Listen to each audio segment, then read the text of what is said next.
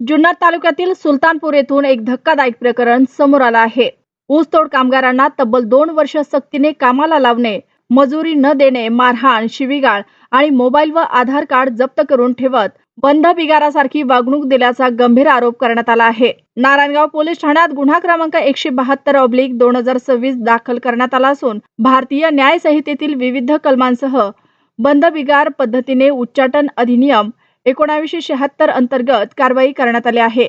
या प्रकरणात फिर्यादी सुरेश रवींद्र सोनवणे यांनी दिलेल्या तक्रारीनुसार मे 2024 पासून सुलतानपूर येथे आरोपी खंडू भानुदास माने यांच्याकडे सुमारे 36 ऊसतोड कामगार काम करत होते। तक्रारीत असा आरोप करण्यात आला आहे की या सर्व कामगारांकडून दररोज 12 ते 18 तास काम करून घेतले जात होते।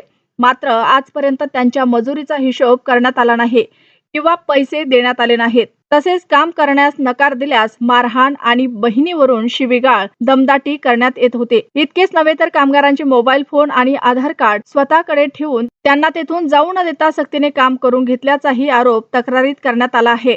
या तक्रारीच्या आधारे नारायणगाव पोलिसांनी आरोपी विरुद्ध गुन्हा दाखल केला असून पुढील तपास पोलीस उपनिरीक्षक जे.आय. पाटील हे करत आहेत। जुन्नर टाइम्स, जुन्नर।